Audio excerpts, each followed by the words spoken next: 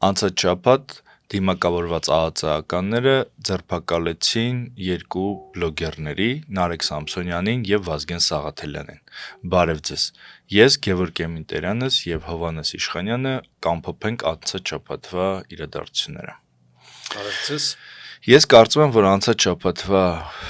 ամենակարևոր առանցքային իրադարձությունը Նարեկ Սամսոնյանի և Վազգեն Սաղաթելյանի ձերբակալությունն էր։ Ինձ թվում է շատերը գիտեն, ես ինչպես եմ անձնապես իրենց վերաբերում, որ շատ վատ կարծիք ունեմ ու իրենց եթերից, չգիտեմ, իմ մասին ինչ ասես չեն ասել, սուտ եւ վիրավորանք եւ այլն, բայց ես կարծում եմ, որ ինչ որ տեղի ունեցել անցած շաբաթ դա անթույլատրելի է։ Ուրեմն երկու բլոգերների կամ չգիտեմ ինչ ասեմ, էլի քաղաքական գործիչների կամ քարոզիչների, պրոպագանդիստների շատ ուրեմն ծանր ձևով ձերբակալել են դիմակավորված ԱԱԾ-ականներ, ներխուժել են տուն, խուզարկություն են արել ու այստեղ հարցեր են առաջանում, էլի ինչու են ԱԱԾ-ականները գնացել այս տղաների հետևից, միթե դա ասենք ազգային անվտանգության հարց է, ինչու են վախացրել, այսինքն այդ բարոյական նորմերը, որ խախտվում են, ասենք գնացել են, ես ինչքան գիտեմ, նրանցից մեկը երկու մանկահասակ փոքր երեխա ունի, գնացել են այդ երեխաների աչքի առաջ ինչ որ բաներ են, գործողություններ են արել, որը այդ երեխաների բնական է հոգեբանության վրա ազդում է։ Օրինակ ես հիշում եմ, որ նույնիսկ ասենք, չգիտեմ, խորհրդային տարիներին, որ ասենք ինչ որ ոստիկանությունը տենց կոպիտ գալիս է ինչ որ կրիմինալ բանի հետևից եւ այլն, ես տեսել եմ դա էլ, երբ որ փոքր եմ եղել կոնդում,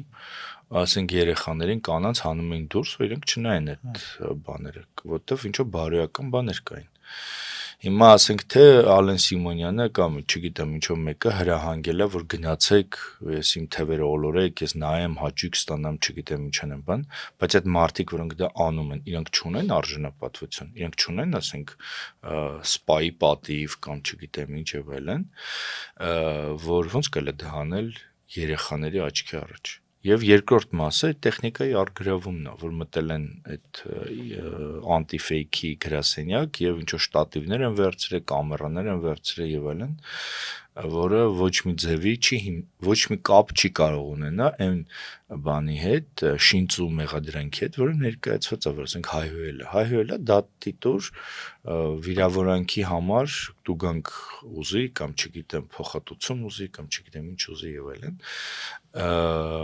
Ես չեմ արդարացնում հայհոյանքը, բայց այն ինչը որ անում է իշխանությունը, դա ուղղակի բեսպրեդել է, որտեվ դա նշանակում է, որ յուրաքանչյուր պաշտոնյա ինչ ուզի կարա անի, յուրաքանչյուր ոստիկան կարա ինչ ուզի անի եւ ոչ ոք դրա համար պատասխան չտա։ Ու ինչ ուզի չէ, ինչ Նիկոլ Փաշինյանը ասի, անի։ Դե արանքում կարա ինքն էլ իր կողմից ինչ որ բան մտցնի, ասենք, չգիտեմ, որը տեսնում ենք էլի, որ եղել են նախադեպեր, որը ես կարծում եմ, որ իրականում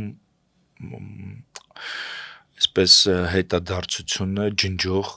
գործողություններ են, որովհետև պարզ է, որ երբ որ գա հաջորդ իշխանություն նույն բանը ավելի ուժեղ անելու է բանի վրա, հիմիկվա իշխանությունների հանդեպ եւ այդպես անդադ գնալու է։ Դե ես հույս ունեմ, որ գոնե ազգային անվտանգության ծառայությունը նախ չի օգտագործի քաղաքացիական հարաբերություններով պայմանավորված կոնտեքստում, հա, ասենք նույնիսկ եթե վիրավորանք է ազգային անվտանգության ծառայությունը, փաստորեն ազգային անվտանգությունը համարվում, եթե Ալեն Սիմոնյանին վիրավորում են ու դրա շուրջ օպերացիա անել, այս նոնսենս է, հա, ազգային անվտանգության ծառայության գործառույթը հետախուզությունն է, հակահետախուզությունն է, ահաբեկչության կանխումն է, ինչը որ կարա մեզ վնասի, հա, ազգային այդ անվտանգությանը վնասի, բայց ինչ են անում, փաստորեն այդ ամբողջ այդ կառույցին ուզում են ասեն, որ հայերի ազգային անվտանգությունը Ալեն Սիմոնյանի նկատմամբ վիրավորանքն է, հիմարություն։ Մյուս կողմից ես այս ազգային անվտանգությունը հենց սենց ինչ որ իր գործառույթներից դուրս ինչ որ բան է իրականացնում, ես անընդհատ հիշում եմ մի հատ ծիծաղելի դեպք, հունիսի 1-ը 2020 թվականի Դավթաշենում Բաքում երեխաները ինչ որ միջոցառում էին արել, այդ ժամանակի կորոնավիրուս էր, հա, այդ բանն էր, սահմանափակումներ կային։ Ու Նիկոլ Փաշինյանը հրահանգում է ԱԱՑ-ին բարձել թե այդ ինչ միջոցառում է եղել։ ԱԱՑ-ի հաղորդագրությունն է դուրս գալիս, ասում է օպերատիվ բանի արդյունքում, գործողությունների արդյունքում բարձել ենք, որ երեխաների ծնողները երեխաների համար հունիսի 1-ին իրականացրել են տոնակատարություն, այսինչ տեղը։ Այսինքն ԱԱՑ-ին էս որպես խաղալիք են օգտագործում։ Ինձ հետ էլ եմ այդպիսի պատմություն եղել, շատ խնդալու։ Ուրեմն ԵՊՀ գիտխորհրդում իրավաբանականի դեկան պարոն Ղազինյանը ինչու քննադատական ելույթ ունենում իշխանությունների հասցեին, հաջորդ օրը ԱԱՑ-ն հաղորդագրություն է տարածում, որ ուրեմն տեքստը այնպիսին է, որ իրավաբանականում քննության համար կաշառք են տվել ու դրա համար ձերբակալվածներ կան, այնպես է ստացվում, որ իրավաբանականի դասախոսի են ձերբակալել։ Ես էլ այդ ժամանակ համալսարանի խոսնակն էի մամուլի, ինձ զանգում են բան, ես էլ Ղազյանից եմ հարցում, Ղազյանն ասում է չկա ձերբակալված դասախոս, էլի բոլորին ճշտել ենք, ոչ ոք չկա։ Բոլորը կալանավորված են ձերբակալված։ Չէ, ոչ մի դասախոսի, ոչ մի բան չկա, ոչ էլ հրավիրել դասախոսի, ոչ էլ չգիտեմ, ոչ մի ձևի բան չկա։ Եվ ասում եմ, որ ես պահանջում եմ, որ մենք հաղորդագրություն տարածենք, որ չկա ձերբակալված։ Ես որպես համալսարանի մամուլի խոսնակ հիմնավորում եմ, որ ես մենակ ռեկտորին չեմ ենթարկվում, այլ նաև ենթարկվում եմ, այսինքն ես ամբողջ համալսարանի խոսնակն եմ եւ տարածում եմ մամուլի հաղորդագրություն, որ իրավաբանական ֆակուլտետը հայտարարում է, որ բան չկա, ձերբակալված դասախոս չկա։ ԱԱՑ-ն պատասխան հաղորդագրությունը տարածում, որ մենք չենք ասել, որ դա դասախոս է, մենք ասել ենք, որ ձերբակալված գրեզգոն։ Ես կյանքում չի պատկասում, որ ԱԱՑ-ի պատասխան Քանի որ այս ԱԱՑ-ի ես խոխմեկի վրա ենք գնում, մի բան էլ պատմեմ, որը կապված է երեք կակրած բաններ, հա, Աշոտ Ավագյանի ցուցահանդեսներ Սիսյանցի նկարիչ ու ազատամարտիկ։ Ուրեմն Աշոտ Ավագյանին, որ այս 20 թվականի այդ բանից պատերազմից հետո վերադառնում են, բոլորին կալանավորում են։ Նո բոլորին ասելով Աշոտ Ավագյանին, Աշոտ Մինասյանին, այնտեղ տարբեր ուրիշ անդամների, իբրև թե բան էին, ուզում էին սպանել այս մարդուն։ Ու դե Աշոտին մայստրո են ասում, ոտ նկարիչ է, տենց մայստրո ընկերները բոլորը մայստրո են ասում։ Ու այս հիմա բոլորին մի հոդված են դրել։ Այս Աշոտին ինչ որ երկու հոդված է, ծանրացուցիչ հանգամանքներ է, բանը մի խոսքով, ասես մի հատ ցմահ են տանում Ավագյանը Աշոտին արդեն։ Ու հետո այս Աշոտը Ավագյանը հարցում է, լավ, բայց ինչի եք էլի, ինչի եք մնացածին մի հոդված դրել, ինձ համարյա արդեն գնդակահարում եք։ Ասում է, որտեվ դու ես կազմակերպիչը։ Ասում է, ինչից վերցրիք։ Ասում է, որտեվ քեզ մայստրո են ասում։ Հիմա վերադառնալով Վազգեն Սաղաթելյանի ու Նարեկ Սամսոնյանի թեմային, ըստեղ հարկա նաև երկու կողմից հարցը քննարկել, նաև իրավական կողմը, միջազգային իրավունքի եւ ներպետական իրավունքի, բայց մինչև այդ քննարկելը մի հատ sense բանի մեջ է գցել, էլի ինձ մի հատ պատմական հիշողության մեջ է գցել, ուրեմն Նիկոլ Փաշինյանը, Ալեն Սիմոնյանը ինչ քֆուր ուզում ասում են, թե ազգային ժողովից, թե հարցազրույցներում, թե իրանց ստատուսներով, ինչ քֆուր։ Ու երբ որ իրանց են պատասխանում, իրանք ԱԱՑ են ուղարկում, ընդ որում վիրավորանքը, որ քաղաքացիական է, իրանք մցրել են խուլիգանության մեջ, որը չի համապատասխանում դրան։ Խուլիգանությունն է, որ հանրային կարգը ինչ որ խաթարվում է եւ այլն։ Բայց հանրային կարգը չի խաթարվել նրանց, որ Վազգեն Սաղաթելյանը եւ Նարեկ Սամսոնյանը, ես չեմ տեսել ինչ վիրավորանք են տվել, հավանաբար մի հայկական վիրավորանք տված կլինեն քաղաքացու վրա թքող Ալեն Սիմոնյանին։ Բայց հա, իրանք դնում են խուլիգանություն, ինչը արդեն իրավական խախտում է։ Սա գիտեք ինչին է նման, 16-րդ դարում Հենրի II-ը այդ բանը դուելները Ֆրանսիայում արգելեց, որ ասենք մեկը մեկին վիրավորում է, դու չես կարող կանչես իրան դուելի, էլի, արժանապատվությունդ վերականգնես։ Քրեական պատասխանատվության են ենթարկվում նրանք, ովքեր որ տան, բայց հանրության մեջ այդ վիրավորանքի զգացումը բանը դա սուր նստած էր, որ եթե քեզ վիրավորել են, դու պետքա պատասխան տաս, թե չէ դու կոդրվում ես, էլի կոպիտ ասած հանրությունից դուրս ես մնում։ Հիմա երկընտրանքի առաջ էին այս մարդիկ, կամ պետքա այդ վիրավորանքի համար դուելի կանչեին իրանց արժանապատվությունը վերականգնեին ու դառնային քրեական հանցագործ կամ պետքա չդառնային քրեական հանցագործ ու տենց ապրեին հանրությունից տենց մեկուսացած, կոդրված վիճակում։ Հիմա փաստորեն այս Նիկոլ Փաշինյանը դա այն մեկը հասկանում ենք, հա, որոշակի իմաստով նաև քաղաքակրթության համար էր, որովհետև դուելները օրենքից տենց դուրս հա մարդիկ իրար սպանում են եւ այլն։ Հիմա սրանք ինչ են անում։ Սրանք փաստորեն մարդուն գցում են այդ իրավիճակի մեջ, կամ դու պետքա կուլ տաս Ալեն Սիմոնյանի, Նիկոլ Փաշինյանի, Վահագն Ալեքսանյան, Արսեն Թորոսյան, մի խոսքով այդ տարբեր տեսակի գարլախբերանների ասածները, կամ էլ պետք է ածնգա հետևից, այո քո երեխային ահաբեկեն, քո բանը ունեցվածքը տանեն եւ այլն եւ այլն։ Մյուս կողմից այդ երեխայի թեման, սա նաև հիշեցնում է 37 թիվը։ Այս մտես հայհոյանքի վրա մի քիչ բան անենք, որտեղ ընդհանրապես ինչ է հայհոյանքը։ Հայհոյանքը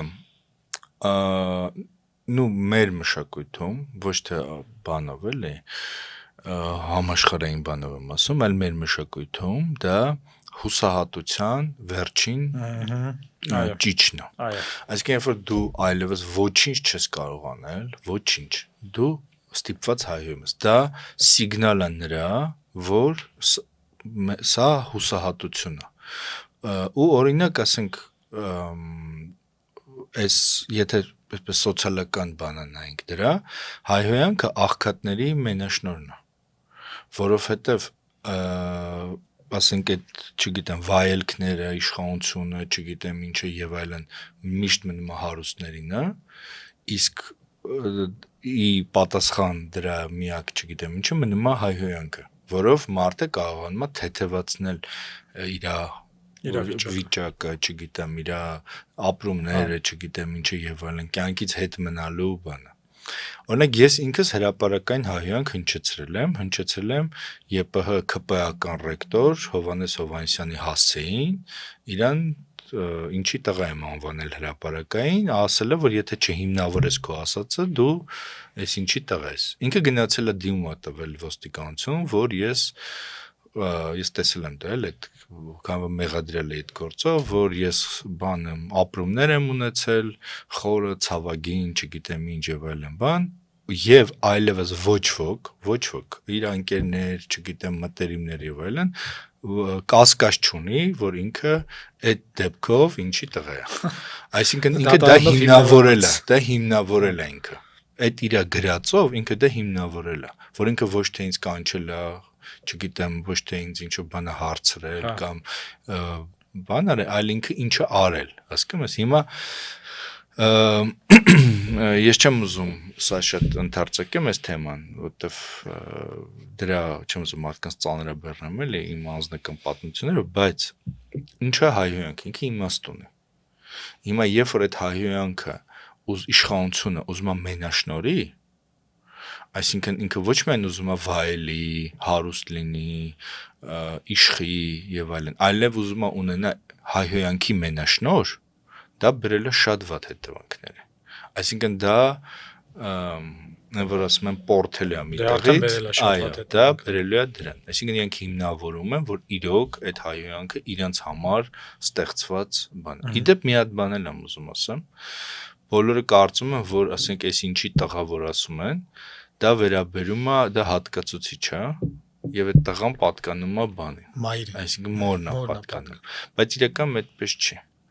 Դա ուղղակի, ասենք, երբ որ ուզում են ամենավատ բան ասեն, ինչ որ մեկի հասցեին, ասում են դա, ու հայերենում կա այդ հնարավորությունը, որ սեռական հոլովը արտահայտում է ոչ թե պատկանելություն, այլ հատկանիշ։ Օրինակ ասում աշնան արև, այդ արևը չի պատկանում աշնանը, այլ ցույց է տալի իր թույլ լինելը։ Հետևաբար դա մորի վերաբերող հայհոյանք չի, դա հենց մարդուն վերաբերող հայհոյանք, որ դա իր ամենաստոր հատկանիշն է։ Հիմա մենք չենք կարող լեզուն խմբագրենք ու դա հանենք լեզվի միջից։ Մեր իմացած ամենավատ բառը որ կա, դա այդ է։ Ես քո այդ վերլուծությանը ավելացնեմ, որ ասում ես, որ հայհոյանքը այդ վերջի բանն է, հանգրվան է, ճիճն է, վերջին պաշտպանվելու ինչ որ հնարավորություն, հա, բոլոր ատյանները սպառվել են, մնում է հայհոյելը, բացի այդ բանից, դրանից, նաև հայհոյանքը բանինն է պատկանում ուժի կողմինն է իշխանության, այսինքն մեկ թույլի բանն է, որ այդ վերջի ճիճն է, մյուսը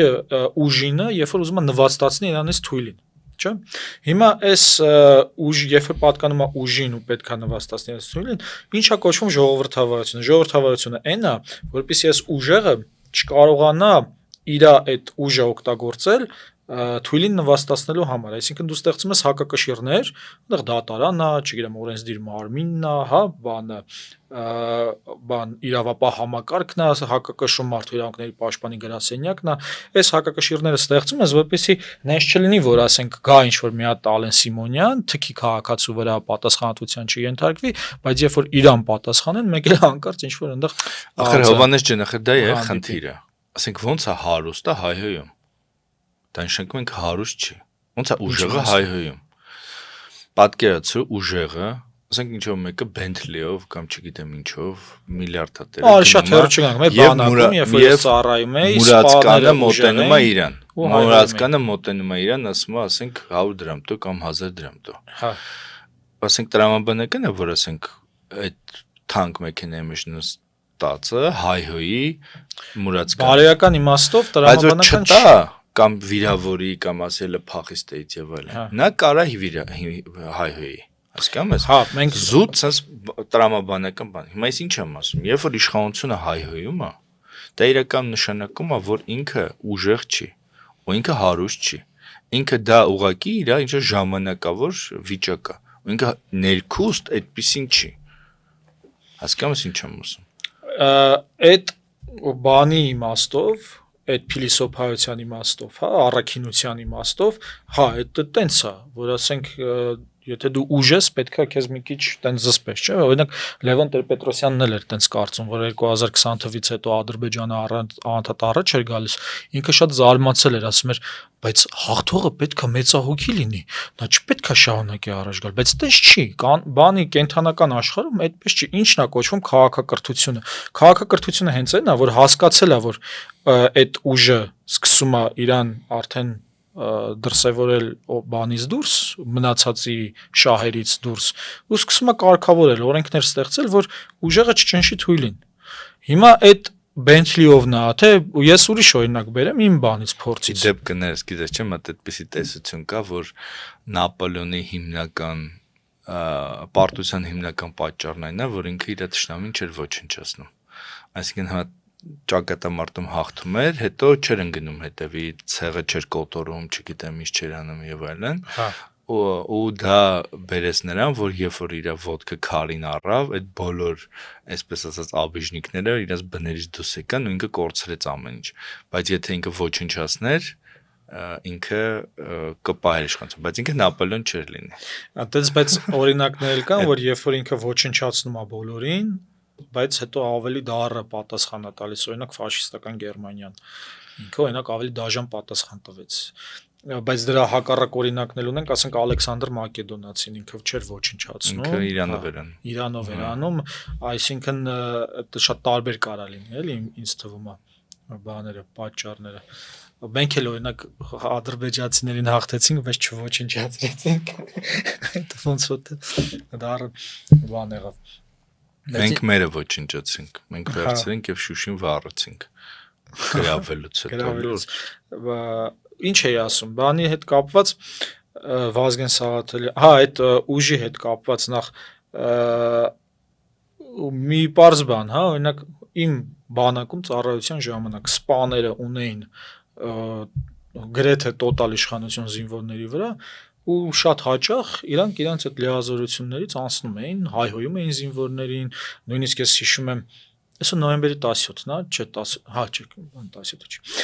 Ես հիշում եմ, որ իմ զորացրման օրը մի գումարտակ ուղակի թողեց գնաց բանից, չաստից, որովհետև սպան այդ մորքը ֆուր էր արել զինվորներից մեկին, համերաշխություն նրանք սա թողեցին գնացին։ Այսինքն այդ ասածս այն է, որ եթե խոսում ենք թե ինչ է ժողովրդավարությունը հենց հետո որ Ալեն Սիմոնյանը չի կարա ասենք հայհոյի ու հետո ԱԱՑ-ը ուղարկի իր հայհոյողների վրա այսինքն ուժը չի կարա իր ուզածը ինչ ուզի անի բայց վերադառնալով Վազգենի ու բանի թեմային էլի տես էլի գնումա թե ոնց են ստեղծվում օրենքները կներես մի բան էլ ասեմ էլի այդտեղ մի բան էլ կա էլի հայհոյանքը քանդում է հասարակության բաները սահմանները այսինքն մանավանդ մեր պարագայում ասենք չգիտեմ ամերիկաներում ջրսևամորտներ եւ այլն ոնց են նայում բայց մեր պարագայում հայհոյանքը քանդում է մեր մեջ եղած պատնեշները ու մենք հայհոյանքից հետո գնում ենք արդեն միանգամից կռվի չգիտեմ արուն թափելու ես ինչ անելու Հիմա բնական է որ ուժեղը հարուստը եւ այլն պիտի ձգտի այդ հարաբերությունները պահել այսինքն ինքը պիտի ձգտի որ բանը սահմանները չհատվեն իսկ նա որ ոչինչ չունի ինքը պիտի ձգտի սահմանները քանդելուն որ չգիտեմ ինչ որ բանի հասնի կամ իրեն մեկը կփալվի թե ինչ կլինի բայց մեր իրավիճակում կոնկրետ ԿՊ իշխանության համար կամ չգիտեմ Նիկոլ Փաշինյանից եկող բանը դա իշխանությունն է քանդում այդ սահմանները այսինքն ինքն է հայհոյում հոգևորականներին ինքն է հայհոյում ինչ որ մարդկանց բոլորին վիրավորում է չգիտեմ սուրճ խմող գիտնականներից մինչև ասենք չգիտեմ ինչ որ եպիսկոպոսներ դատավորներ եւ այլն չէ իշխանությունն է դա քանդում ինչա դա քանդում չեմ կարող ասեմ բայց հաստատ դա այդտեղ կա քաղաքական ինչ որ բան որ ինքը ուզում է պետությունը քանդի կամ ինքը ուզում է չգիտեմ սահմանները քանդի կամ բան բայց մի հատ ուրիշ պատճառ էլ կա ամենահիմնական պատճառը Նիկոլ Փաշինյանի գլխում է ինքը դեռ դուրս չի եկել այդ Իջևանի գյուղերից Երևան եկած լրագրող ուսանողի այդ կերպարից որ ասենք իրան բռն տփում են չգիտեմ ինչ են անում եւ այլն որ ասենք ես իմ էսի խես գրել են խես ես իմ ինչ արել որովհետեւ այդպես դեպքերը բազմաթիվ են եղել որ նոր է եկել ինչ Իջևանի գողականների մասնագրել բռնել տփել են այնտեղ հետո ես ինչի մասնագրել ես իմ Գառնիկ Անանյանը հանել է համասարանից ես ինչ որ բաներ որոնք իրան անդադ բան են ու իր մեջ այդ բանը իր մեջ կա բողոք հասարակության բանի կարգի համար որ ինքը աշխարհի խորթ տղան է որ ինքը բանա օտար է որ ինքը ստեղից չի որ ինքը աղքատ է որ ինքը իր փողը մենակ պերաշկին է հերիքում որ ինքը տուն չունի որ ինքը այս բաները ինքը դա ինքը դղյակներ ունի միլիարդ ունի չգիտեմ ինչ ունի եւ այլն բայց հոգեբանորեն ինքը դա չի կարող հաղթել ու դրա համար է այդ նախտա գալիս էլի ինքը իհարկե ունի քաղաքական բանել կողմել, բայց ինքը նախ եւ առաջ ունի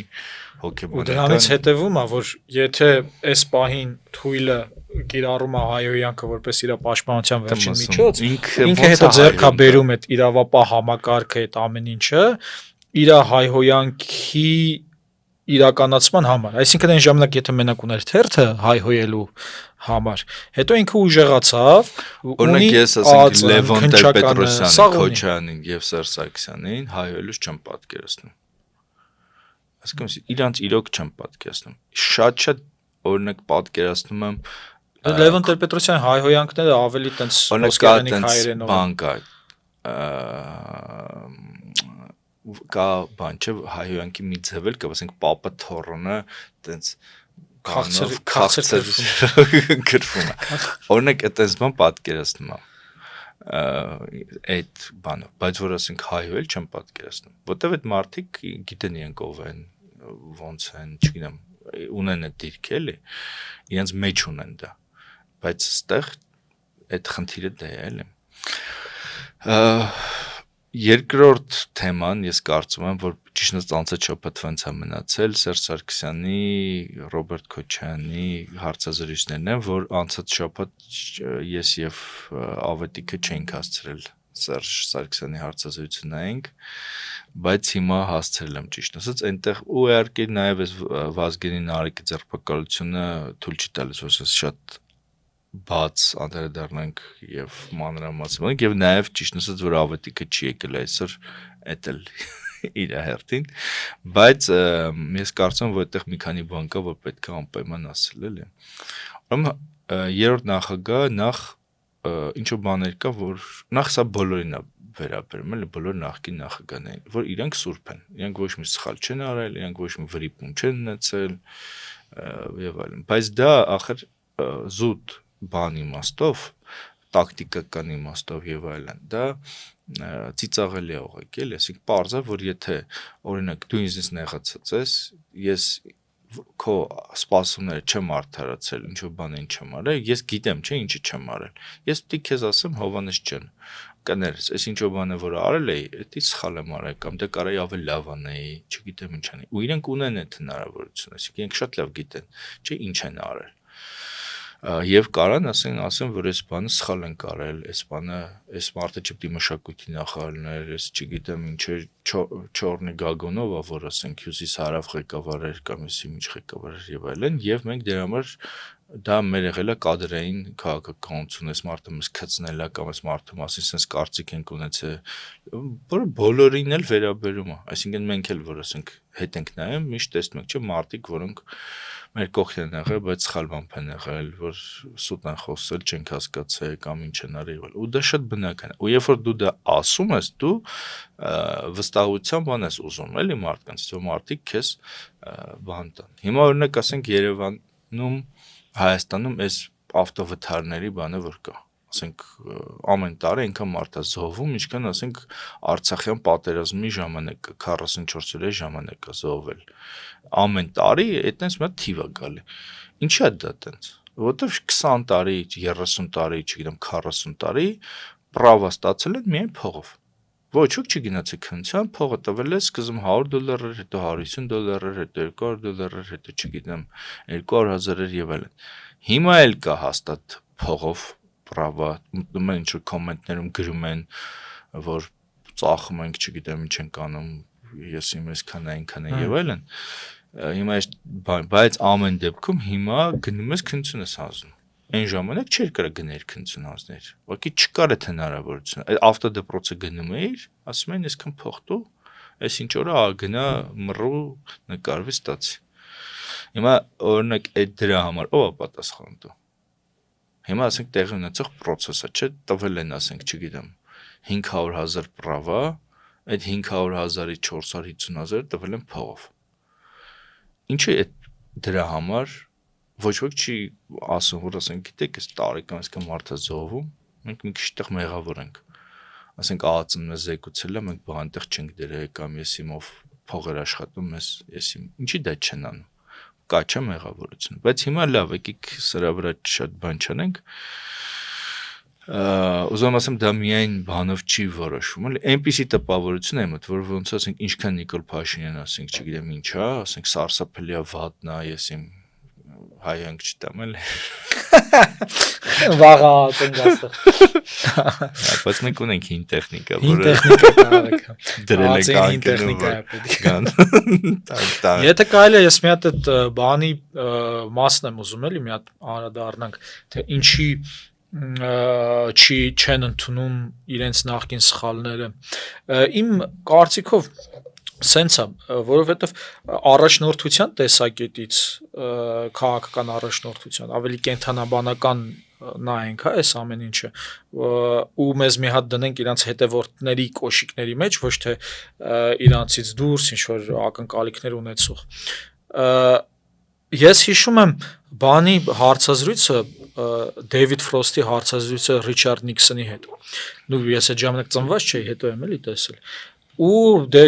սերիական հարցազրույցեր մի քանի, այնտեղ Վիետնամի պատերազմներ, Watergate-ի թեմաներ։ Հա։ Ու ֆիլմ էլ կա դրա մասին, հա։ Ֆիլմ էլ կա, խորտ կտամ, որ մեր լսողները նայեն այդ ֆիլմը, ընդհանրապես այդ նախ լրագրողներն որովհետև դասական հարցազրույց իրականացնելու ձևը։ Ունդեղ հարցազրույցներից ասենք մեկում Նիքսոնը հաղթում է, սենց բանով են նայում, էլի այդ սոցհարցումներով, բան, բայց ի վերջո Դեյվիդ Ֆրոստը ոնց է հաղթում Նիքսոնին, երբ որ Նիքսոնը Վիետնամի պատերազմում իր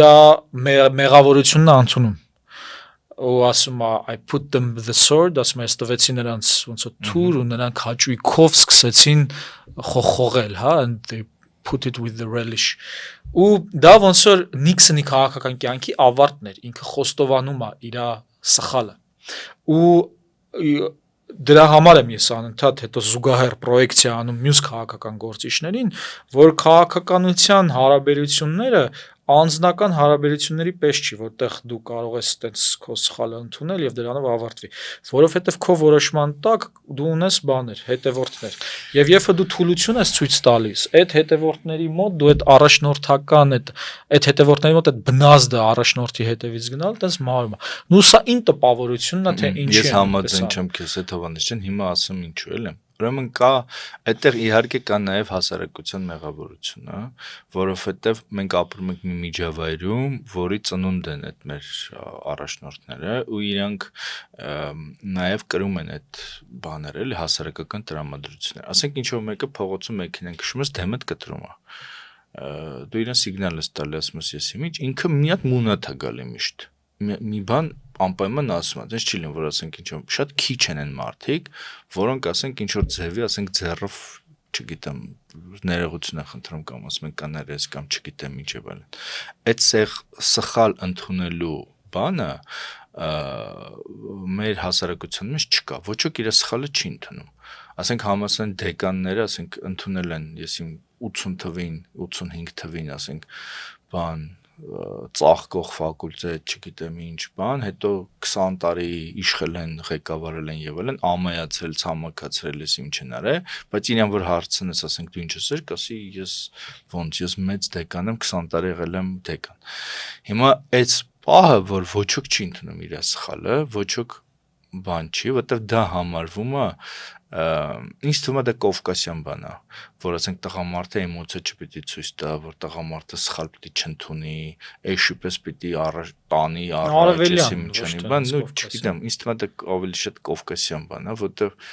օրինակ, չգիտեմ, ինձ թվում է պարսիկները մի քիչ այլ են։ Հա, բայց այնպես չի, որ ես բան եմ էլի իրանագետ եմ կամ կարամ դրան պատասխան, բայց տպավորությունը այնպեսին է, որ իրանք այդպես ուրիշ ձև են, էլ այդ որ ասենք էմոցիա ցույց չի տալի, բան, դա իրական մեր մշակույթին բանել չի եղել, բնորոշել չի եղել։ Օրինակ ասենք հազարավոր օրինակներ կարամ բերեմ, էլ ասենք տղամարդը ներկա է եղել, մեջքով նստած բան է եղել, կնոջ ծննդաբերությունն է եղել, որ բան անի, որը ասենք կովկասյան բանով համարվում է բան սխալ, ոչ տղամարդկային, ոչ էսի ինչ էլի, ու այդ է նաև պատճառը, որ հիմա ինչ որ մաս կա, որ ասենք ռուսական ազդեցությամբ եւ այլն բան, այդ դաղստանյան պրիչոսկաներ, պրիորաներ, չէ, տենց հետևիչացրած էսի այդ բաների կովկասյան բաները, պատկերացումները հյուսիսային կովկասյան վերցնում են բանն անում, բայց դա իրական մեզ բնորոշ չի, մենք այդպեսին չենք եղել, մենք այդպեսին դարձել ենք ինչ որ ողբերգությունների արդյունքում, ու ասենք օրինակ սխալ է մեզ կովկասյան բան անվանել, էլի ժողովուրդ անվանելը, ու ինձ թվում է սխալ չընդունելը գալիս է նաև այդ բայց հիմա նայենք այս տեսակետից, ուրեմն եթե սխալը ունենք սխալը չընդունել հասարակություն։ Մի վարքյան, ասեմ Հովանես ջան, մենք ունենք մի իրավիճակ, ինչ որ մակարդակ, հարաբերություններ, կուլտուրա եւ այլն, որը մեզ բերել է պարտության, որը մեզ բերել է ջախջախման։ Եվ նրա արդյունքում, որ ասենք Նիկոլ Փաշինյանն այդ համակարգում դարձել է առաջնորդ, եւ այն մտածողությունը եւ կրթությունը եւ այլն, մենք անկում ենք ապրում։ Եթե մենք ուզում ենք աճենք, փոխվենք, զարգանանք, չգիտեմ, վերագտնենք ազգայինը, մեր դեմքը եւ այլն, մենք պետք է հասկանանք, թե ինչն ենք սխալ անում, ինչը պետք է փոխել։ Ես կարծում եմ, որ օրինակ մենք սխալ ենք անում այն, որ մենք չենք քննարկում իրար հետ եւ իրար սխալ չենք ընդունում։ Այսինքն իրականում այդ սխալ չընդունելը ինքը քաղաքակրթական բան է իր մեջ, որտեղ մարդը նախ այդ համոզելու բանը, որ բանավեճի կուլտուրան, հիմա բանավեճ չկա Հայաստանում։ Կան լրատվամիջոցներ, ու ճիշտ ասած ես այդ լրատվամիջոցներով հասկանում եմ, թե հյուրերով հասկանում եմ, թե ով է ում փող տալիս, որտեղ մարդիկ գնում են մենակ այնտեղ են հարցազրույց տալի ու որտեղ իրանք փող են տալիս։ Կամ ես ասենք գիտեմ, որ ասենք Սերժ Սարգսյանը այս լրատվամիջոցին փող է տալիս, ես հասկանում եմ, թե ասենք իր բաները, խաղացողները ովքեր են։ ովքեր են իրական սերժականները, որովհետև այն մարդիկ, ովքեր գնում են այդ լրատվամիջոցին հարցազրույց են տալիս, իրենք սերժականներ են։ Այսինքն հովանիշ, սա եկավ ողբերգություն է։ Մենք բաժանվում ենք թայֆաների, քաղաքականությունը բաժանված է թայֆաների, լրատվամիջոցները բաժանված են թայֆաների, չգիտեմ ինչը բաժանված է թայֆաների, որը բերում է մեր կործանմանը։ Ու մենք դա, ասած մեր ձեռով այդ կրակի մեջ նորից փայտ ենք լցնում։ Հիմա որպեսզի մենք սա կարողանանք հաղթահարենք, մենք պետք է հասկանանք որտեղից է սխալը գալիս։ Ու սխալներից մեկ հիմնական սխալը կամ գլխավոր բաներից մեկը այդ քննական մտածողության բացակայությունն է, որ մենք մտածում ենք բաներով, կարծրատիպերով։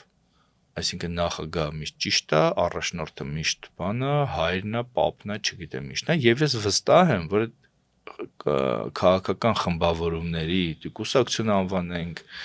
ֆրակցիաներ անվանենք, չգիտեմ ինչ ասենք, բայց իրենք իրական թայֆաներ են, իրենք կուսակցություններ չեն, որտեվ իրանք այդ քաղաքական գաղափարախոսությունը չեն պահպանում։ Իրանք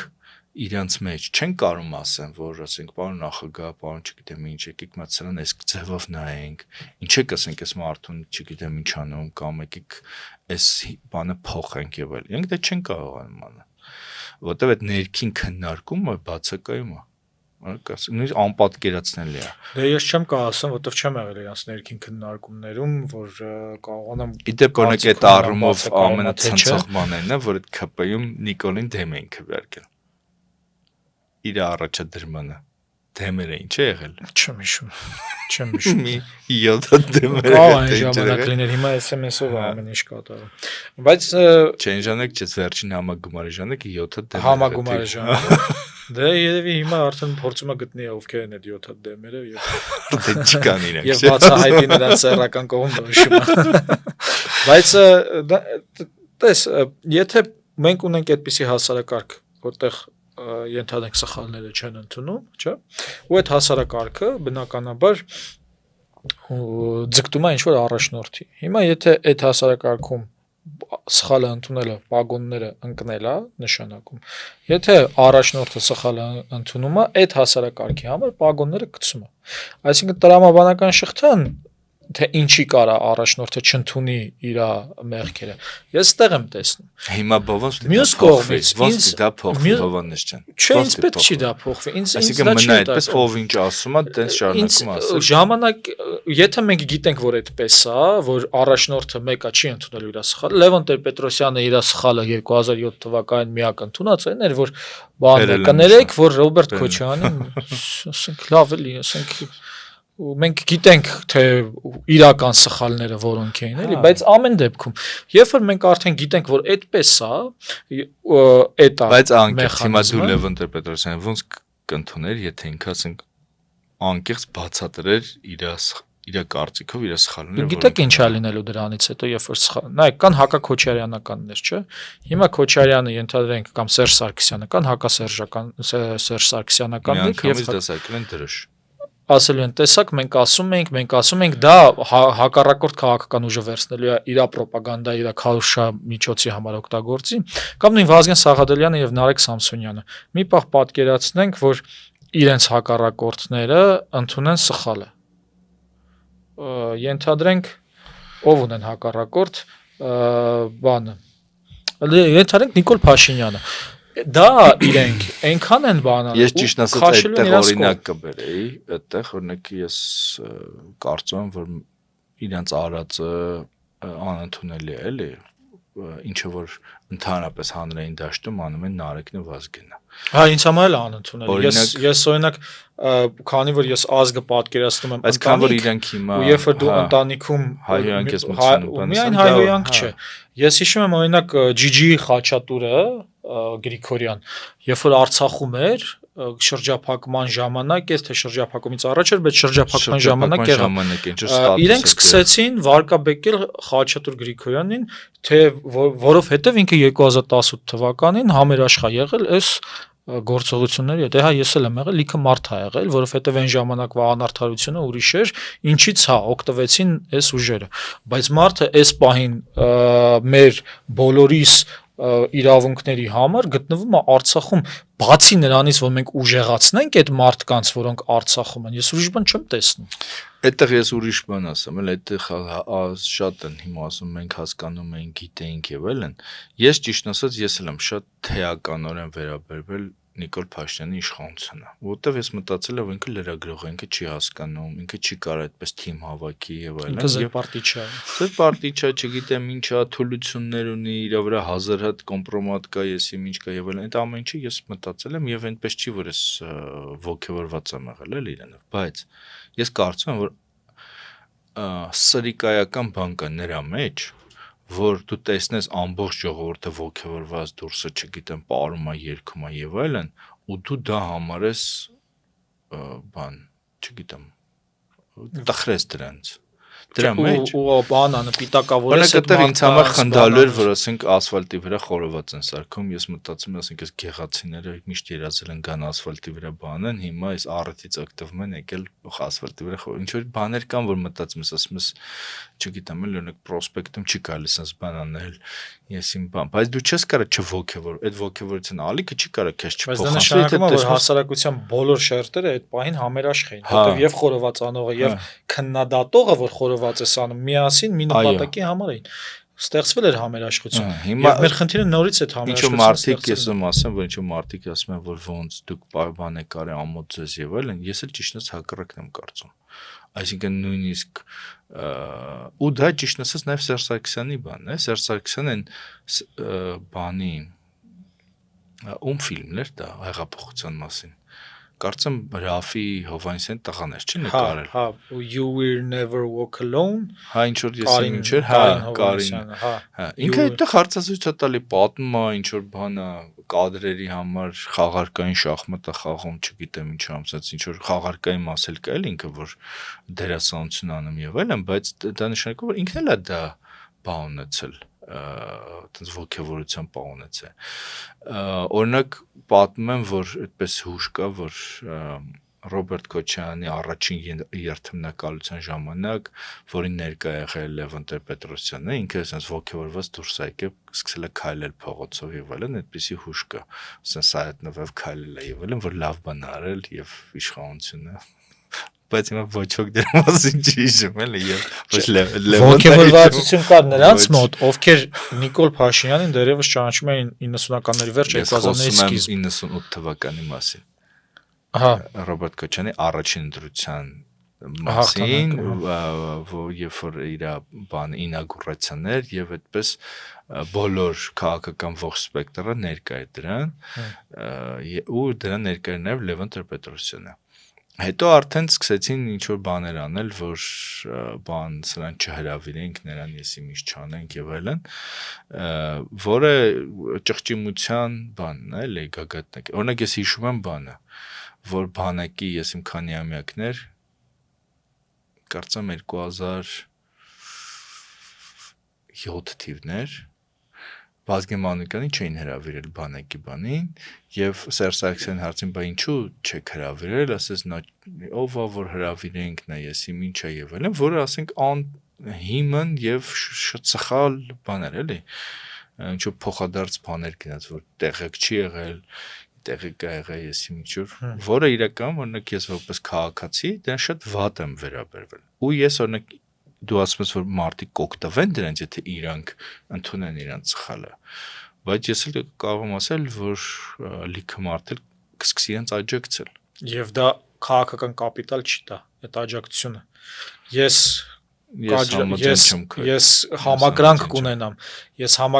կունենամ այն մարդու նկատմամբ, ով որ իր թերությունները փորձի բան անել, վերլուծել ու գտնել ինչ-որ բաներ, բայց իմ համակրանքը իրենց քաղաքական կապիտալի Հավանեշան, քաղաքականություն տենց իմ տպավորությամբ տենց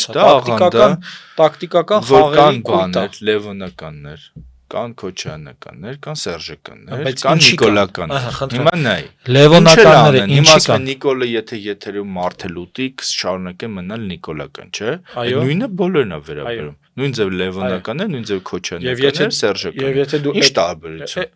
Ես չեմ ուզում խոսենք դրական բացասական, աղանդը դա ինչ որ ուրիշ բան է, դա քաղաքական բան չի։ Կարա լինի կուսակցություն, կարա լինի, չգիտեմ, Ամերիկայում կան հանրապետականներ, դեմոկրատիկ դեմոկրատներ, իրանք ասենք, չգիտեմ, սերունդ, սրանք հանրապետականներ, նրանք դեմոկրատներ են, գյուղեր կան հանրապետական։ Դուք պատկերացնում եք որևէ դեմոկրատ, ենթադրենք Ջո Բայդենը չնայած հիմա էական չի, կամ Օբաման, կամ Հիլարի Քլինթոնը, հիմա վեր կենա ասի, եւ մենք կարծում ենք, որ սխալ էր Ռուսաստանի հետ հակամարտությունը եւ Ուկրաինային լարել, եւ արդեն միլիոնավոր մարդիկ են մահացել, տեղահանություն։ Բայց դա որտեվ սխալ չէ։ Տենց որտեվ դա սխալ չէ։ Որտեվ իրանց աշխարհ հայացքն է դա։ Իրանք այդպես են նայում աշխարհին։ Հա, բայց իրանք այդպես հայացք է, ոնց չեն։ Նույնը կարող ենք պրոյեկտել այստեղ ու ասել, որ այստեղ էլ է քաղաքական։ Չկա այստեղ քաղաքական հայաց։ Այստեղ կա, որտեվ Հավանես ջան, այդտեղ սխալ ընդունել այնտեղ կա քաղաքական process։ Աշխարհ հայացքի մեջ կարելի է սխալ ընդունել։ Նախ ես չեմ կարող, ես այդքան ինչպես օրինակ Վիետնամի պատերազմի օրինակ ես չեմ կարծում Վիետնամի պատերազմը իրենք չընդունել են սխալները, ընդունել են իհարկե։ Որտեվ չի կա, չի կարա։ Եվ ավարտվել է նրանց քաղաքական կարիերան ընդունելուց հետո։ Նույնը լինելու է Ամերիկայում, եթե նրանք ընդունեն, որ օրինակ Քոլին Փաուելի բանը քաղաքական կարիերան զրոյացված է, նա ընդունել է, որ ինքը խաբել է միավորված ազգերի կազմակերպությունը։ Խաբել ուրիշ բան է, Հովանես ջան։ Ու խաբելը, այսինքն մենք հիմա ասում ենք, որ երեք նախագահները խաբելը նույնն է, երբ դու սկսում ես ընդունել, որ դու խաբել ես, դու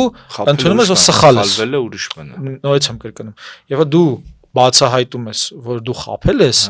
դու դա սխալի բանն է, եղբայրն է, ասում ես, հա, ես սխալ եմ, ես խաբել եմ։ Հիմա Քոլին Փաուելի քաղաքական կարիերան ավարտված է։ Նույնը Թոնի Բլեյերին է Իրաքի հետ կապված։ Հասկանում եք, որովհետև այլևս քաղաքական կապիտալ չես կարող դու հավաքես այդ ասածներից, միշտ հիշեցնելու են քեզ դա։ Միշտ լրագրողները, հակառակորդ պրոպագանդիստները եւ այլն եւ այլն։ Դրա համար ճիշտը ամենաճիշտը ժամանակին սխալը չանելն է։ Ոնց որ դա օրինակ արեց Դանիայի թագավորը, երբ որ ասաց, այ ախպեր, պարլամենտ եք ուզում, հարց չկա, վերցեք պարլամենտը ստացեք։ Հիմա կարծում ես, որ ասենք Լևոն Տեր-Պետրոսյանը պատրաստվում է տենց քաղաքական կարիերա անի, էլի։ Իհարկե, երևում է, որ ՀԱԿ-ը փորձում է գնա ընտրությունների։ Դե փորձում է Լևոն Զուրաբյանը, փորձում է չգիտեմ, բայց ոչ Լևոն Տեր-Պետրոսյանն էլի։ Լևոն Զուրաբյանի քաղաքական կապիտալը կախված է Լևոն Տեր-Պետրոսյանի։ Երբ որ դու սխալ ես ընդունում, նշանակում է դու վերափոխվում ես, լավն ես գնում, չգիտեմ, բան ես անում, բայց երբ որ դու սխալ չես ընդունում, ճիշտ ես ասում, դու դառնում ես գերեզմանակար, այսինքն դու լիովին ես համաձայն եմ, առաքինության առումով ու ստոիկյան փիլիսոփայության եւ ընդհանրապես բոլոր տեսակի բան փիլիսոփայության առումով, առաքինության առումով, այո, ճիշտ է։ Մարդը պետքա ինքնավելուծվի, կատարելագործվի եւ այլն եւ այլն։ Քաղաքականության պարագայում, երբ դու քաղաքականությունը հենվում է որոշակի գաղափարների ուղենիշի վրա, եւ դու այդ ուղենիշի վրա կառուցում ես, որ պայծ վրա ասում ես վայ քո արա սխալ է, այդ սա կառուցածի տակ, այդ հետևորդներով բանով եւ այլն, ես ենթադրում եմ, որ կգործնես, որտեվ բանը դա է ցույց տալիս, պատմությունն էլ է դա ցույց տալիս։ Ես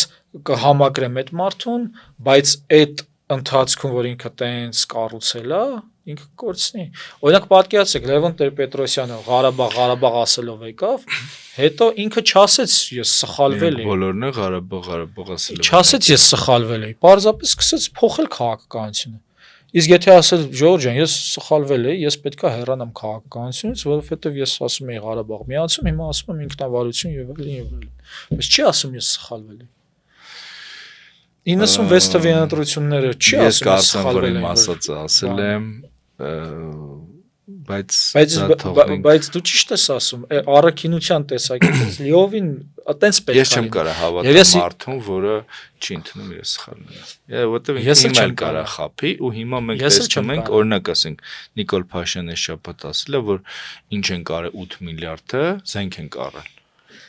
Եկեք տանեմ ցույց տամ 8 միլիարդ։ Զենք, որը կրակել է մեր զինվորի վրա, փաստորեն։ Հա։ Եվ ասում է, որ բանը, այդ արտաքին պարտքը որ դարձել է 15 միլիարդ, դրա այդ 8 միլիարդը զենք է առել, որը բացահայտ սուտ, բացահայտ այդ արտաքին պարտքը որ ստանում ես, քո խորհրդարանը հաստատում է այդ փողը ինչի վրա ես ծախսել, այդ փող տվողը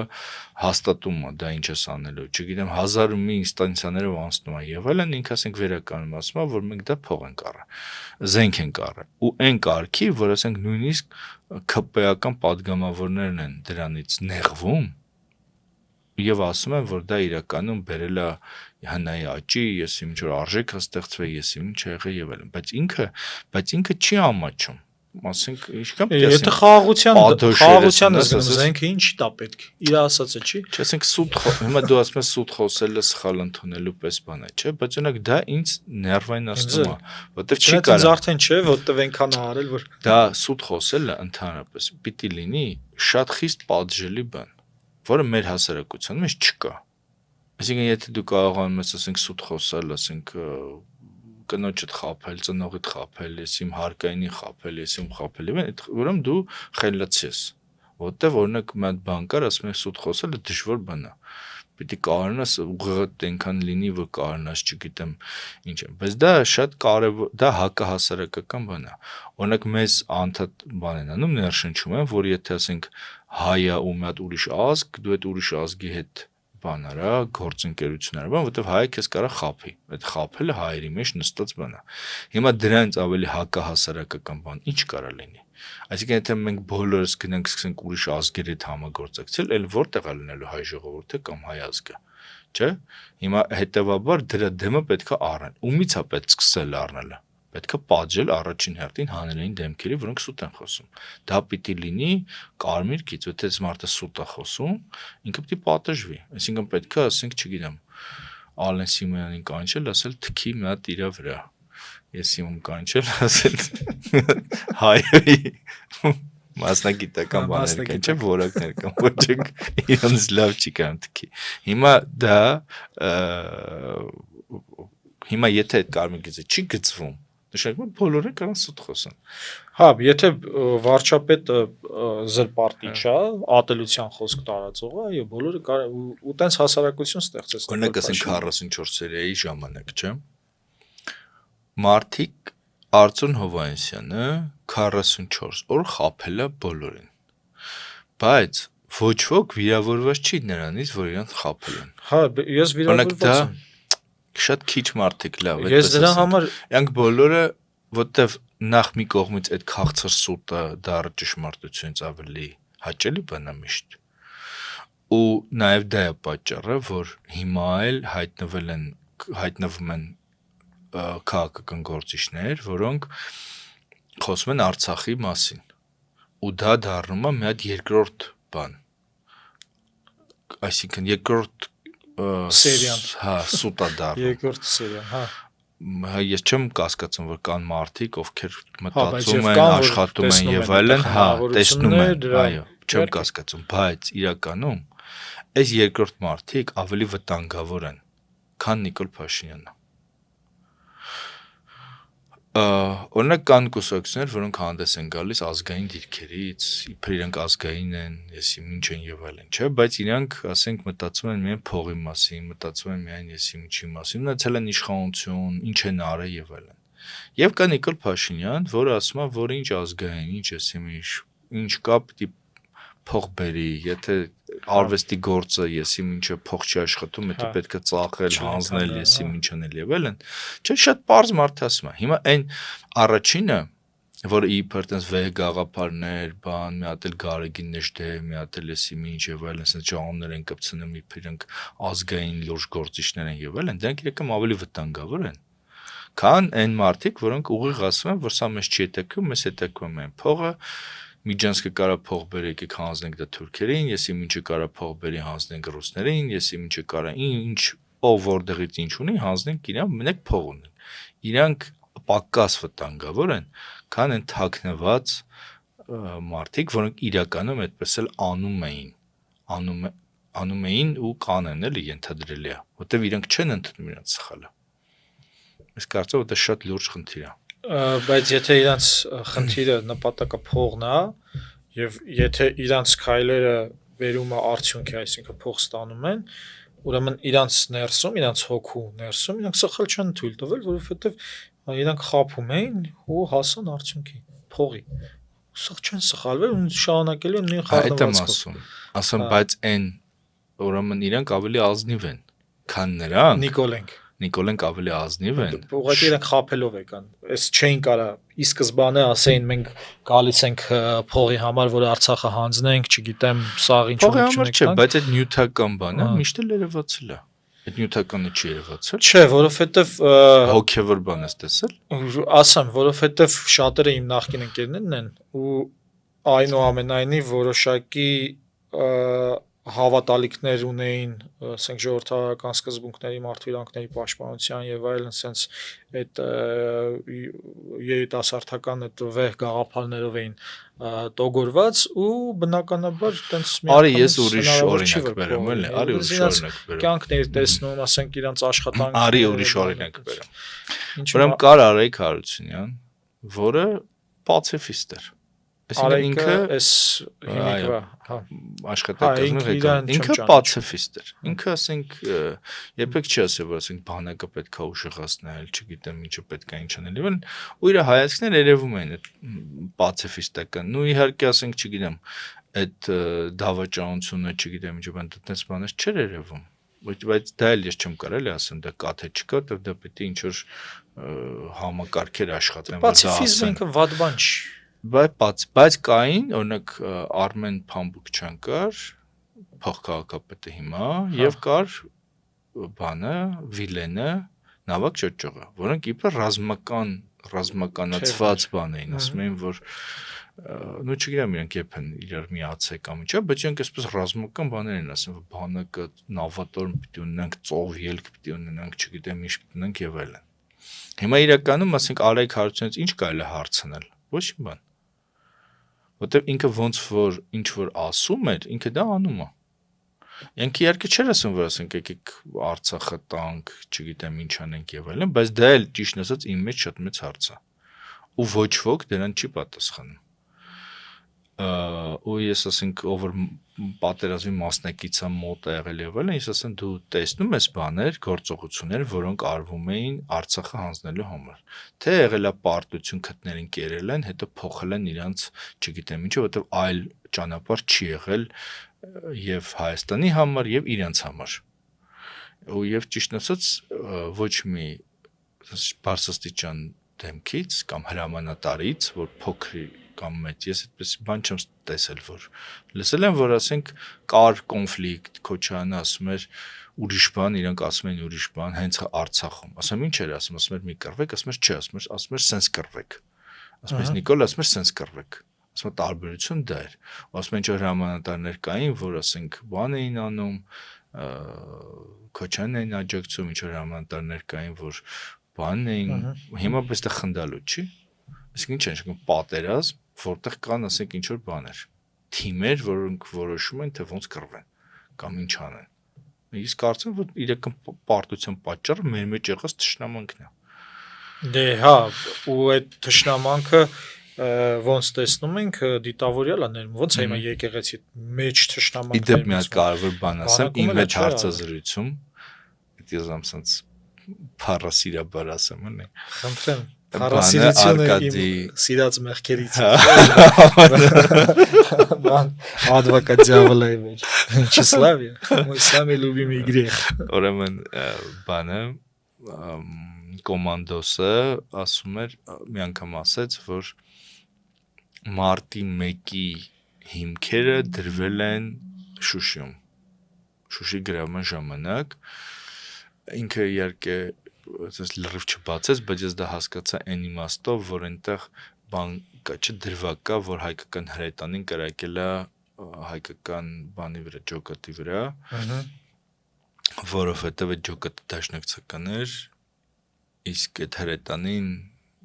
ոչ դաշնակցական էր, դրա մասին իհարկե մենք սուս ենք եւ այլն, բայց կոմանդոսը դա ես այդ իմաստով եմ հասկացել այդ բանը, որտեվ ինքը sense վատեր չէ հայերեն խոսում, թռնելով է խոսում եւ այլն, բան, ինքը խոսած այդ բանի մասին, ընդեղի հակամարտության մասին զորքի մեջ ու ասաց, որ մարտի 1-ի հիմքը դրվել է բանում, Շուշի գրավման ժամանակ։ Ես դա հասկացա այդ իմաստով, որ պատերազմի դաշտ։ Ուղղակի դա այն ժամանակ դեռ սաղմնային վիճակում էր եւ այլն, բան, բայց հիմա ատելությունը հասել է, չգիտեմ ուր երկին։ Հիմա ոնց պետք է ատելությունը հաղթահարենք։ Սա շատ լուրջ խնդիր է, որը մեզնից դուրս խնդիր չի, Հովանես ջան։ Այսինքն եթե մենք չնպաստենք այդ բանը հաղթահարելուն, ատելություն հաղթելուն, ասենք դուք, չգիտեմ, 18-ին սենց էի կարել, 20-ին նենց էի կարել, ես իմ ինչը նենց էի կարել, բայց նաև այնպես չպիտի լինի, որ ես գալիս եմ եւ զուտ ասենք ես ձեզ հետ եմ, ուրեմն ես մեղք չեմ գործել կամ զուտ դա էլ տես չպիտի լինի, ինչ բան պիտի լինի, որ մարդը մեղը գա։ Եթե մարդը մեղը չի գալիս, իրեն չի կարելի ներել։ Այդ շատ կարևոր բան է։ Հա, եթե տես հանցը կա գործել, որ մեղա չի գալիս, դե ինչ անենք, սրանով ավարտենք մեր զրույցը։ Չէ, ինչի ավարտենք։ Չէ։ Շարունակենք։ Դե այստեղ իմ նշածներից այս Նիկոլի խոսքն է, որը ով Արցախի համար ավելի շատ բան արել, քան ես։ Դե այդ ադրբեջանական տեսակետից ճիշտ է ասում։ Ադրբեջանի համար ոչ մեկ ավելի շատ բան չի արել, որ Ղարաբաղը իրենց լեզվով ասած Ղարաբաղը վերադարձնի մեր լեզվով ասած։ Ինքը Ղարաբաղ ասում, ինքը Արցախ չի ասում։ Նիկոլը Փաշինյանը։ Ես եմ Արցախ։ Հա, մենք կարծենք նույնիսկ արդեն Արցախ ասել միշտ։ Հա, ճիշտ է ասում, ոչ մեկ ավելի շատ բան չի արել, որպեսզի վերադարձնի, ոչ թե վերադարձնի, այլ զավթվի Ադրբեջանի կողմից։ Իլհամ Ալիևը։ Հա, չէ, Ալիևից շատ բան է ինքը արել, էլի։ Հա։ Դրա համար։ Փաշինյան, Իլհամ, հետո Հեյդեր։ Հետո, հա, հետո նա արդեն Հեյդեր։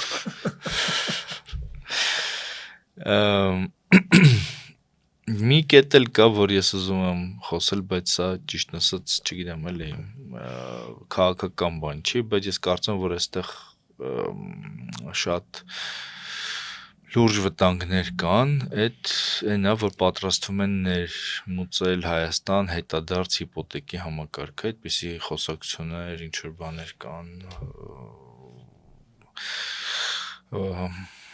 ինֆորմացիոն ինչ որ բան կա, ֆոն կա, որը նշանակում է, որ տարիքով մարդիկ գնալու են իրենց տունը գրավադրել են բանկում, ստանալու են ինչ որ մաս, ամսական փող են ստանալու, նախ իհարկե բնականաբար այդ շուկայական գին չի հաշվարկվելու, ոնց որ եւ միշտ, ասենք առնելուց դա գնահատվում միշտ թանկ, վաճառելուց դա միշտ էժանը գնահատվում, բանկը միշտ, ասենք այդ գրավադրվում է, ինքը քեզ տալիս է միշտ, ասենք չգիտեմ 60%-ի չափ գումար, 70%-ի չափ գումար, որ իր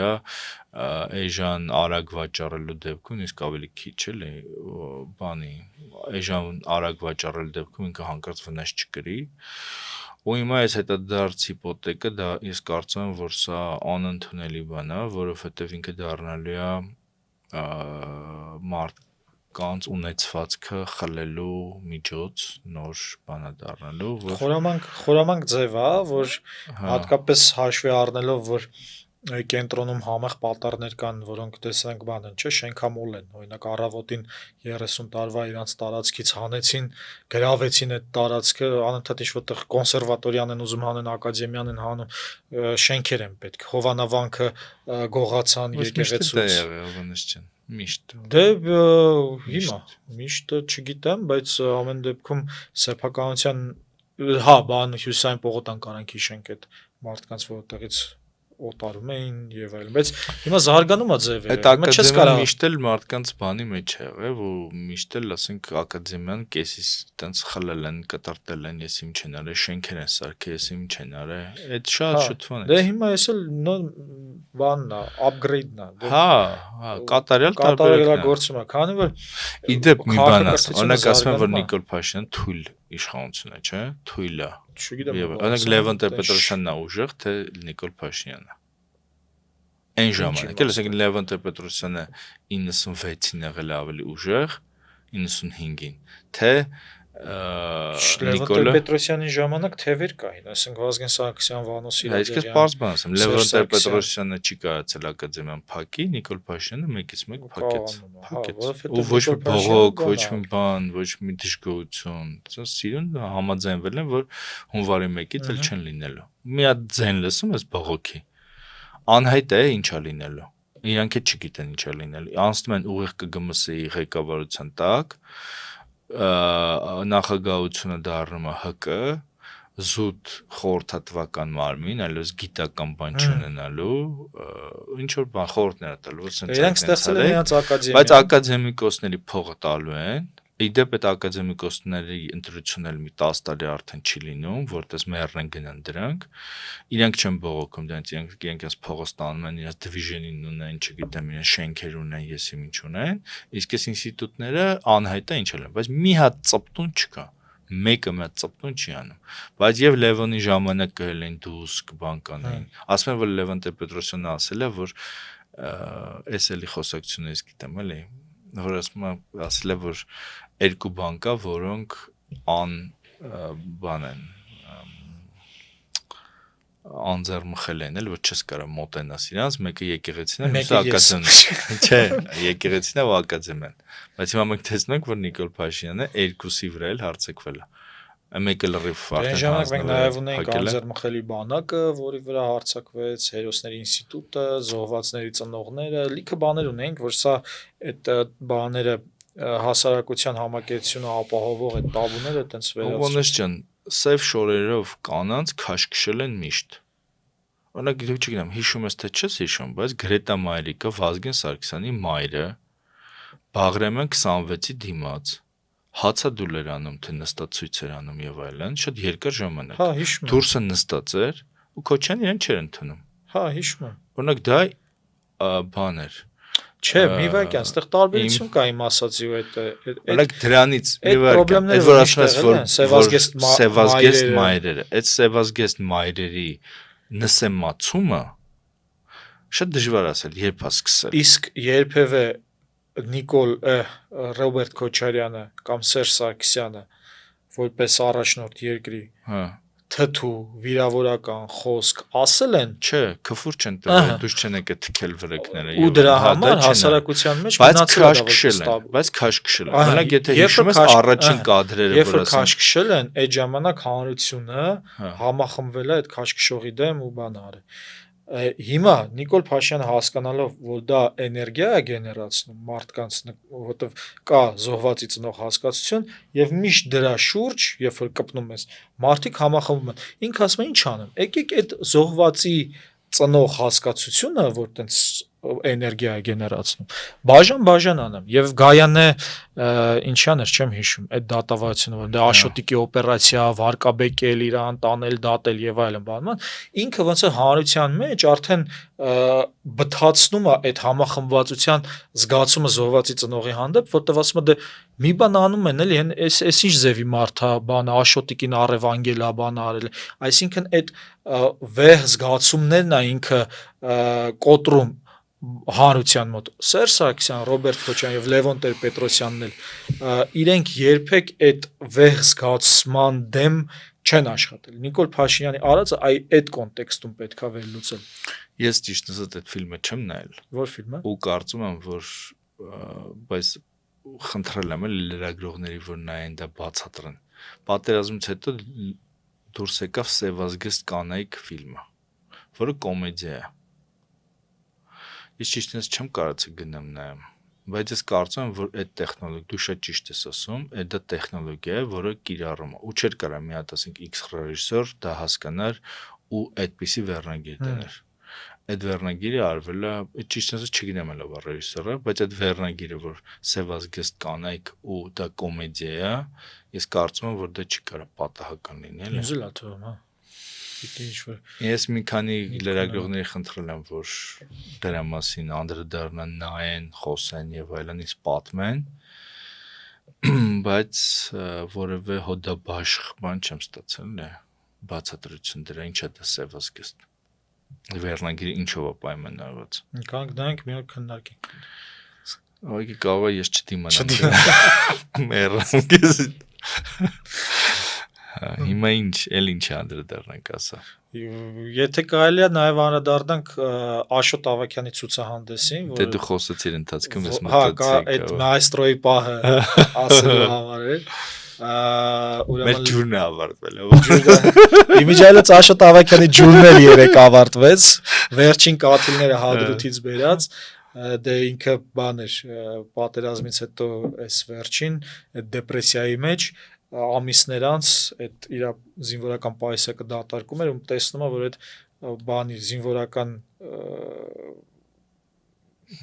շշի մեջ, բակլաշկայի մեջ, տափաշշի մեջ ջուրն է մնաց, այդ հադրութից էր վերցել ու մտածում է սրանով ինչ-որ բան պետք է անեմ։ Ու այդ պերֆորմանսն անում ռևանշ լինելու է, որ մարդկանց բազուկներին ոնց որ այդ ջուրն է քսում, որ ուժեղանան, որ հարատև պայքարի զգացումը ունենան, ու ընթացքում նկարում էր նաև այդ ժայռապատկերների մոտիվներով մարտիկներին։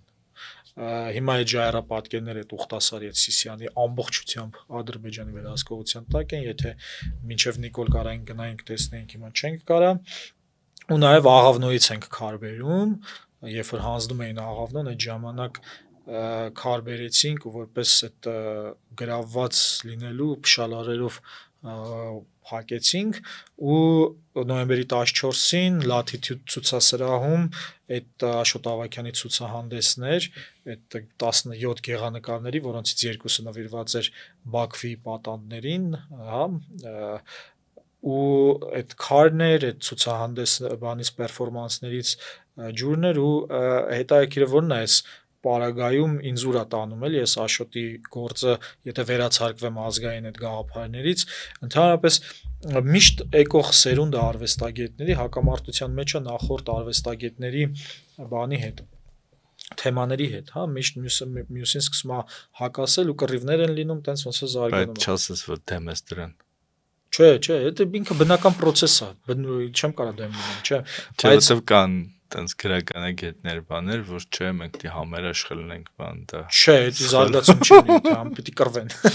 Պիտի կռվեն նորմալ է։ Բայց այդ համերաշխությունը իմիջիայլոց այդ որ ասում են համերաշխն, այդ համերաշխությունը ավելի երկար ժամանակաշրջանում է ստեղծվում։ Ժայռապատկերները, եթե այդ մեր նախնիների արվեստն էին, չէ, որի հետ էլ կռիվ չկա հիմիկվա մեջ, բայց ինքը բերում է այդ համերաշխությունը այս հիմիկվա իրավիճակի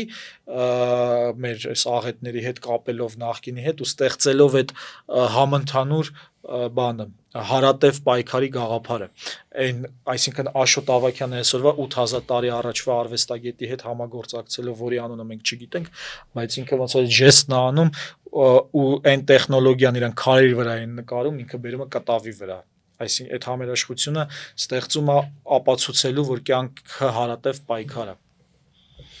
Խորհուրդ եմ տալիս գնալ Լաթիթյուդ։ Ես գնացի, անպայման գնացեք, բայց մի հատ էլ առանձին է պետք գնալ, որտեղ լիքը մարդ կար եւ այդպես հա, բացման ժամանակ միշտ չի ստացվում նորմալ, միկրոֆոն չէր, լավ չէր աշխատում եւ այլն, ես էլ արվեստի քննադատներին խորհուրդ կտայի գնային, որովհետեւ եթե դե գործը չի վերլուծվում, ոնց որ չի ապրում էլի։ Վիժումը։ Բայց ես ասեմ, սիրելի Հովանես, որ ես չեմ հավատում, որ ինչու քննադատ այդ ցուցահանդեսի մասին լուրջ բան կգրի,